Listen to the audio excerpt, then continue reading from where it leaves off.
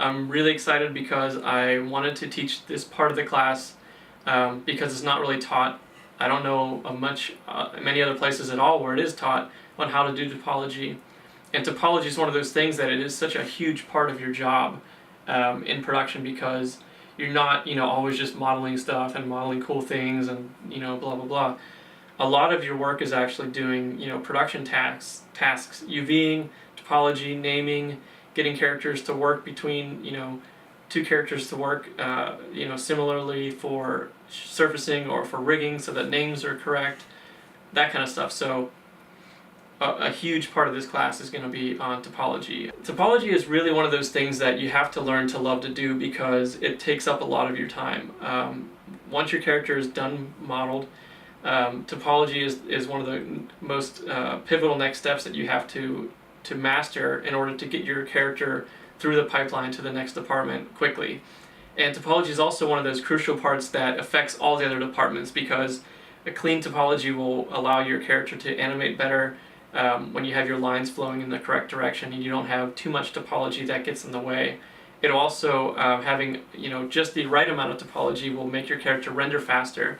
So this will affect render times, it'll affect lighting, it'll affect animation, and ultimately save money because you won't your lighting crew won't be spending so much time rendering if you have a character that's 200,000 polygons when they really only need to be like 40,000, or a scene that has 1,000,000 polygons that really can only be 500,000. So that's a huge thing is topology. So I really wanted to spend a lot of time and break down what topology is, do's and don'ts, common mistakes, what terminology, things like n-gons or kites or triangles and retopoing and all these kind of things that you'll hear thrown around about topology, how to get good bevels, how to optimize your topology flow for animation, how to handle topology on the face. We're actually going to retopologize Ray's face and the hand, which are two of the most animated parts of the body. So once you understand the techniques that I'm going to show you, through all the tips and through the hand and through the face,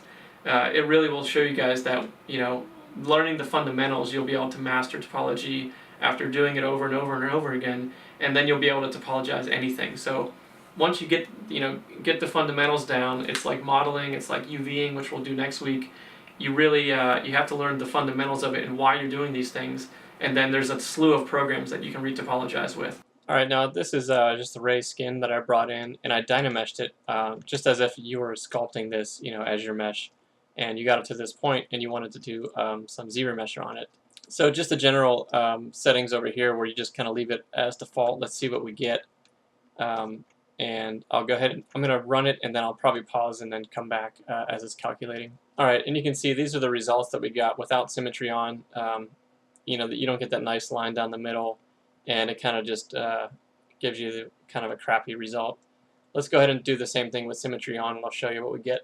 Alright, so the same settings over here, we didn't play with anything at all. We just turned symmetry on, so you can see with my brush here has symmetry on, and this was when it was off. So the result's not bad, but we're getting the no nice circular pattern around the eyes, the lips, the mouth, the nasolabial is good there, but it's still not really what is going to work for production.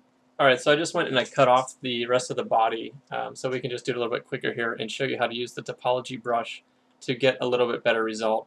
But first, let me go ahead and just do it without it again, just so we can see what we get with a regular Z-remesh. And I'm going to turn up adaptive. That's one thing I didn't do before was, and is turn this guy up a little bit. And adaptive, what it does is it's going to adhere more resolution to areas where there's a change in direction. So where there's more detail, like around the eye corners, the nose, the nostril, the lips, it's going to give a little bit more topology than a flat area like this where there's nothing going on. All right, and here's what we get.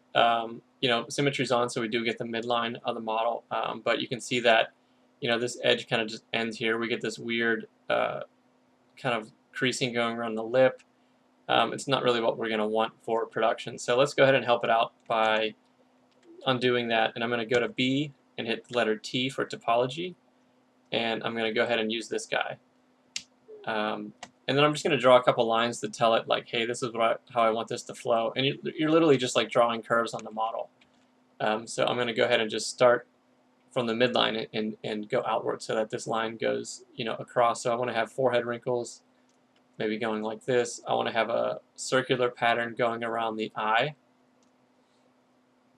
Let's tell it to have a nasolabial by, drawing this line here, maybe following the jaw line. And let's do another circular pattern around the lips to tell it, hey, we want to have that going on. And now instead of adaptive, since we have curves drawn, we're going to go ahead and turn this down and turn curve strength up. And let's do the same zebra mesh. See what we get. All right, so now you can see how it adhered to our topology lines, and we actually get this circular pattern now around the eye